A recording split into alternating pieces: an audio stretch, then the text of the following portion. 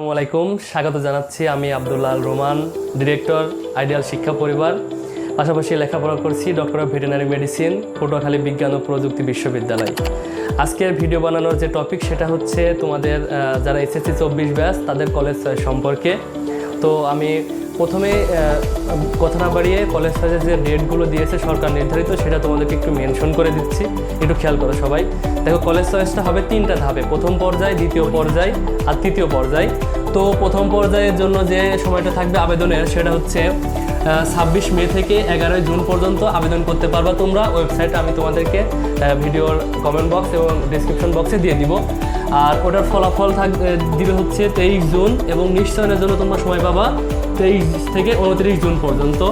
এখন যদি তোমার চয়েস লিস্ট কাঙ্ক্ষিত কলেজ না আসে তাহলে তুমি দ্বিতীয় পর্যায়ে আবার শুরু করতে পারো। সেটা হচ্ছে দ্বিতীয় পর্যায়ে আবেদন করার জন্য তোমাকে সময় দেওয়া হবে, আবেদনের ডেট থাকবে 30 জুন থেকে 2 জুলাই পর্যন্ত। তখন তারপরে রেজাল্ট হবে মাইগ্রেশন এবং দ্বিতীয় ফলাফলের রেজাল্ট একত্রেই পাবা 4 জুলাই। তারপরে হচ্ছে নিশ্চয়নের জন্য সময় পাবা 5 থেকে 8 জুলাই পর্যন্ত। এখন যদি কারো দুর্ভাগ্যবশত তখনও কলেজ না আসে বা পছন্দের কলেজ না আসে, তোমরা যদি আবার চেঞ্জ করতে চাও চয়েস লিস্ট, তখন তোমাকে আবার তৃতীয় পর্যায়ে শরণাপন্ন হতে হবে। তখন তৃতীয় পর্যায়ের জন্য আবেদনের সময় থাকবে 9 থেকে 10 জুলাই পর্যন্ত, 2 দিন। ফলাফলটা পাবা 12 জুলাই। আর নিশ্চয়নের জন্য সময় থাকবে 13 থেকে 14 জুলাই পর্যন্ত। এবং 15 থেকে 25 জুলাই তোমরা ভর্তির কার্যক্রম চলবে প্রতিটা কলেজেই। আর ক্লাস শুরু হবে তোমাদের সেই কাঙ্ক্ষিত ডেট, সেটা হচ্ছে 30 জুলাই।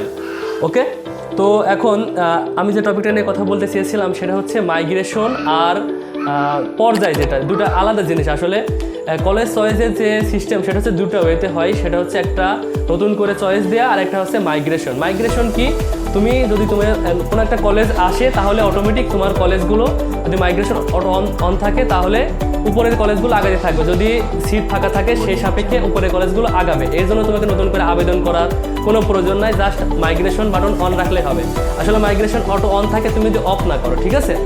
আর যদি কখন তুমি দ্বিতীয় পর্যায়ে বা তৃতীয় পর্যায়ে নতুন করে চয়েস দিবা, তখনই দিবা যখন তোমার কোনো কলেজ আসে নাই বা নতুন করে তুমি কলেজের লিস্টটা পরিবর্তন করতে চাও, ঠিক তখনই দ্বিতীয় এবং তৃতীয় পর্যায়ে আবার নতুন করে আবেদন করবা। আদারওয়াইজ নতুন করে আবেদন করার কোনো দরকার নাই। অথবা যদি তুমি বিভাগ পরিবর্তন করতে চাও তখন তুমি আবেদন করবা, তাছাড়া কোনো আবেদন করার দরকার নাই। এটা হচ্ছে কথা। আর অটোমেটিক মাইগ্রেশন তোমার অনই থাকবে, এটা একটা ব্যাপার। আর যেটা নিয়ে আমি একটু কথা বলবো, তোমাদের বিভাগ, সবাই আসলে একটু বিভাগ নিয়ে কনফিউশনে আসো যে অনেকে বিজ্ঞানে ছিলে এসএসসিতে, এখন সায়েন্সে ভয় পাচ্ছ। আসলে বর্তমান যুগ বিজ্ঞানের যুগ, বাংলাদেশ বলো আর বিশ্ব বলো, আসলে বিজ্ঞান ছাড়া কোনো কিছুই ডিল করা সম্ভব নয়। তোমরা এটা বইতে পড়ে আসছো, এখন আস্তে আস্তে যখন ভার্সিটিতে যাবা, কলেজে যাবা, নতুন দুয়ার উন্মোচন হবে, বুঝবা তখন যে আসলে বিজ্ঞানটা কেন ইম্পর্টেন্ট। আসলে বিজ্ঞানে বিশ্ববিদ্যালয়ে সিট থাকবে অলমোস্ট 27,000। কৃষি বিশ্ববিদ্যালয়, মেডিকেল আর ইঞ্জিনিয়ারিং, এখানে শুধু বিজ্ঞানের স্টুডেন্টরাই আবেদন করতে পারে, মানবিক বাণিজ্যরা কিন্তু আবেদনই করতে পারবে না। পাশাপাশি বিজ্ঞান প্রযুক্তিতে বিশ্ববিদ্যালয়গুলো আমাদের আছে, এখানেও শুধু বিজ্ঞানের একটু আবেদনের সিটটা বেশি থাকে। তো মানবিকের সিট থাকে সর্বোচ্চ 7 থেকে 8,000 মতো, সব মিলায় বাংলাদেশে। সেখানে তোমার বিজ্ঞানের সিট থাকবে 26 থেকে 27,000-এর মাঝামাঝি একটা ইকুয়েশন। তো এই হচ্ছে সিটের হিসাব। তো এই প্রেক্ষিতে তোমাদের আমি সাজেস্ট করবো ব্যক্তিগতভাবে যে বিজ্ঞানে যাওয়া উচিত, বিজ্ঞানে থাকা উচিত।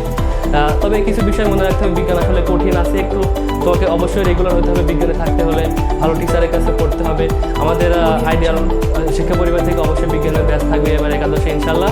তো সে ব্যাচে তোমাদেরকে আমন্ত্রণ জানাচ্ছি এবং তোমাদের সকলের ভবিষ্যৎ জীবনের জন্য শুভকামনা জানাচ্ছি। কারণ দেখো, কলেজ লাইফের উপর ডিপেন্ড করবে তোমার বিশ্ববিদ্যালয়ে ভর্তি, প্রিপারেশন বলো বা তোমার যে পথটা, বিশ্ববিদ্যালয় বা ক্যারিয়ারের যে পথ, এটা largely depends on your college লাইফে।